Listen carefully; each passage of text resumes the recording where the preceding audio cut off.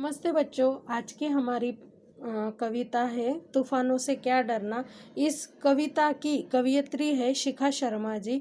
यह बहुत प्रसिद्ध कवयित्री मानी जाती है और उन्होंने इस कविता के माध्यम से मनुष्य की जुझारू वृत्ति का दर्शन आपको दिखाया है। अभी देखिए शिखा जी हमें क्या बताती है। नफरत करना नहीं किसी से, प्यार सभी से करना जी। तूफान तो आते रहते हैं, इनसे कभी क्या डरना जी। हिम्मत करने वालों को मिलती मदद सब लोगों की। सत्कर्मों की तुलिका से जीवन में रंग भरना जी। और वह कहती है कि हमें सभी से प्यार करना चाहिए, ना कि नफरत।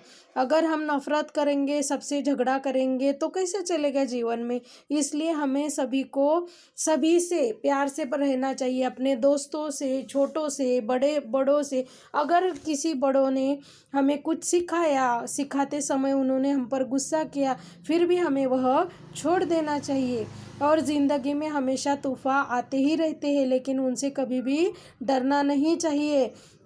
जो तूफानों में हिम्मत करके उसे जूझते हैं, उन्हें हमेशा से ही मदद मिलती है। सत्कर्मों की तुलिका मतलब हम अगर सभी की सहायता करेंगे, मदद करेंगे, तो इससे हमारे जीवन में अच्छे रंग भरेंगे, हमें भी अच्छाई मिलेगी हमेशा।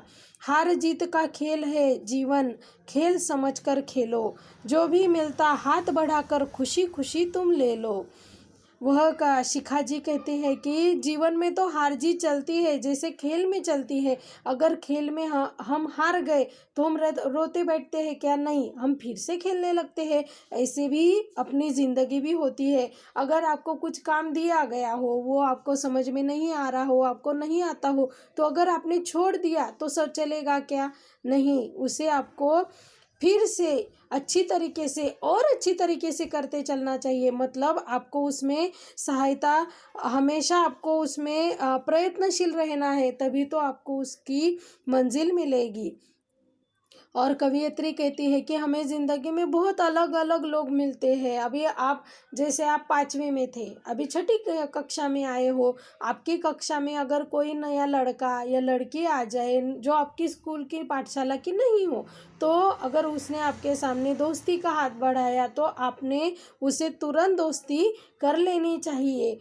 लेकिन अपने दोस्तों की कभी भी अच्छी आदतें ही लेनी चाहिए, बुरी आदतें किसी के भी लेनी नहीं चाहिए।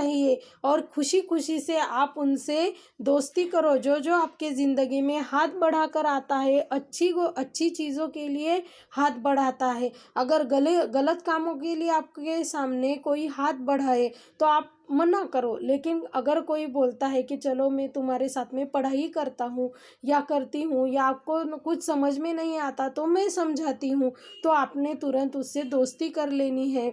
जब तक जियो हंसकर जियो, एक दिन सबको जाना जी। और कवयित्री कहती है कि सभी को एक दिन मृत्यु आता है, जाना पड़ता है, यह जीवन का अंतिम सत्य होता है। लेकिन फिर भी हमें जीवन तो जीना ही पड़ता है। अगर आपको जीना ही है तो हंसी खुशी जी लो। अगर ज़िंदगी में कुछ तकलीफ आए, कोई बड़ा आपके सामने संकट खड़ा हो जाए, तो अगर आप रोते भी हुए तो भी आपको उससे पार करना है, और हंसते भी हो तो भी आपको उससे पार करना ही पड़ता है। इसलिए आप हंस खेल कर जिंदगी बिताओ। तूफान तो आते रहते हैं, इनसे भी क्या डरना जी। और कवयित्री कहती है कि हमारे ज़िंदगी में हमेशा से तूफान आते ही रहते हैं, लेकिन हमेशा से उसे डरना नहीं चाहिए। इस कविता के साथ में उन्होंने एक चित्र दिया है, और जहाँ पर इस चित्र में दिख रहा है कि बहुत ज़ोर से तूफान और बारिश आ रही है, और एक लड़का और लड़की बहुत पानी में से अपने विद्यालय की ओर जाने का रास्ता निकाल रहे हैं। यही ज़िंदगी होती है। जैसे सभी लोगों को पता है अभी सभी के लिए कोरोना का समय है, लेकिन अगर आपने सभी नियम पालन किए, अपनी सुरक्षितता का अच्छे से ध्यान रखा, मास्क यूज़ किया, आते जाते समय स्वच्छता रखी, तो आप इस संकटकालीन समय से भी उभर पाओगे और अच्छे से उभर पाओगे। आपकी कुछ हानि नहीं होगी अगर आप अच्छे से स्वच्छता रखेंगे, ध्यान रखेंगे, मास्क यूज़ करेंगे, तो आप कभी भी बीमार नहीं पड़ोगे। आपकी तबीयत भी अच्छी रहेगी और अगर आप बीमार नहीं हुए तो आपके पैसे की बचत भी होगी और इसी तरह से आपकी पढ़ाई की और भी आपका अच्छे तरीके से आप ध्यान दे सकते हो।